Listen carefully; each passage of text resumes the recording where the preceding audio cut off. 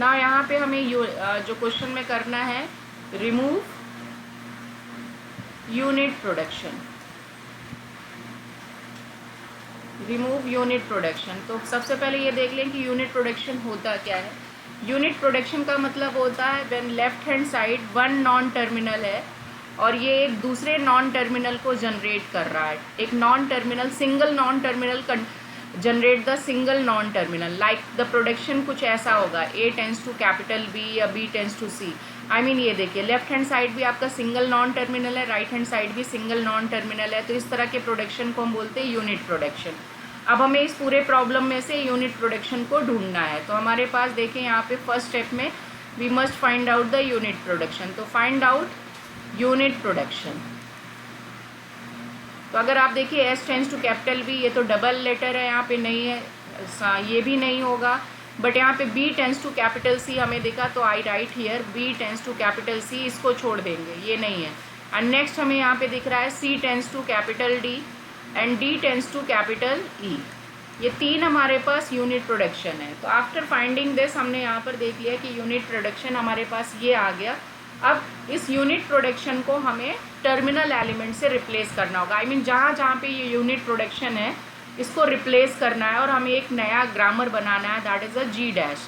तो I want to find out here G dash. तो G dash में हम सबसे पहले क्या करेंगे, एक एक स्टेप लेके चलते हैं। तो S tends to A B, इसमें कोई प्रॉब्लम नहीं है और ना ही हम यहाँ पर नल है, तो जिसको हम देखेंगे।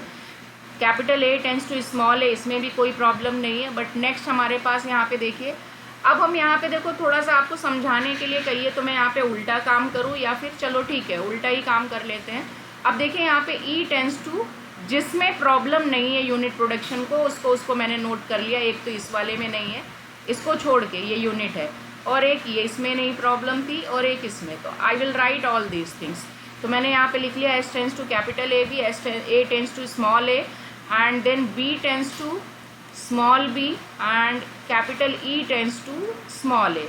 ये सारी चीज़ें आ गई जिसमें हमें यूनिट प्रोडक्शन की प्रॉब्लम नहीं है। अब हम यहाँ पर देखें कि हमारे पास क्या है, देखो बी टेंस टू सी है।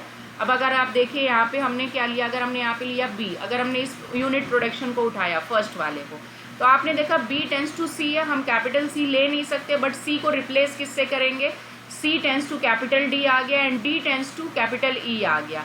आई मीन देखो मैं यहाँ पर लिख के दिखा रही हूँ, I will change the colour then you will understand.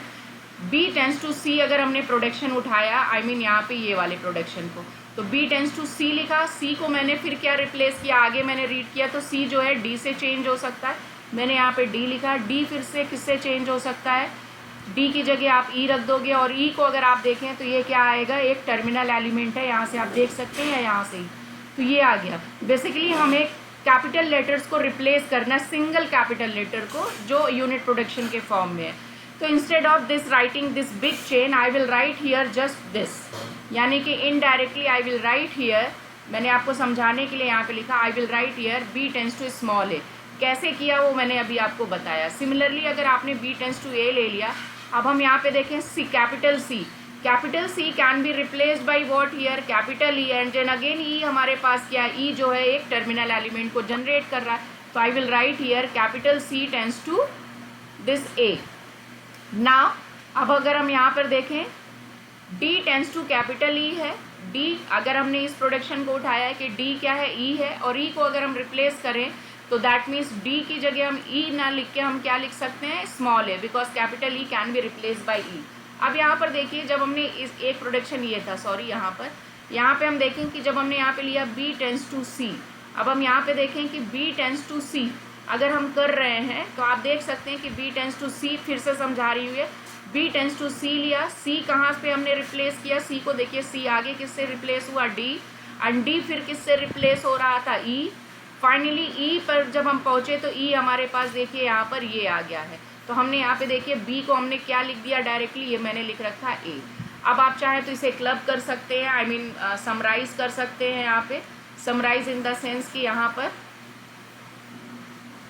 अगर बार बार लिख रहे हो तो आप इसे सिंगल टाइम लिख सकते हो, तो that means G double dash. हम एक एक स्टेप नाम बढ़ाते जाते हैं, आप अपनी मर्जी से यहाँ पे कुछ भी नाम रख सकते हैं, G1 G2 भी ले सकते हैं।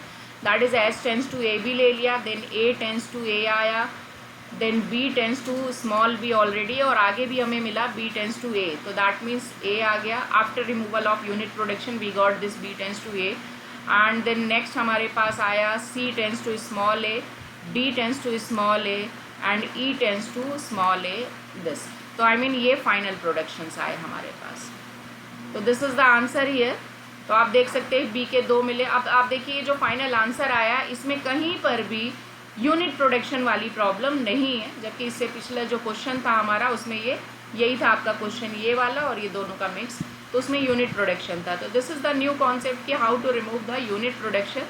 और हमने यहाँ पर देखा कि सिंप्लीफिकेशन ऑफ CFG में 3 मैथड थे. एक तो यूजलेस प्रोडक्शन को हटाना, नल प्रोडक्शन को हटाना, तीसरा था हमारा यूनिट प्रोडक्शन को हटाना. तो this is the 3 concept in the simplification of CFG. But अब जो क्वेश्चन आएगा नेक्स्ट जो मैं आपको बताऊंगी इन तीनों का मिक्सचर होगा. दैट मीन्स वहाँ पर ये बोल देगा कि simplify this given grammar. Simplify this given grammar का मतलब you have to look all these 3, unit, null and reduced grammar. इन तीनों को देख के जो फाइनल रिजल्ट आएगा वो हम यहाँ पर यूज़ करेंगे.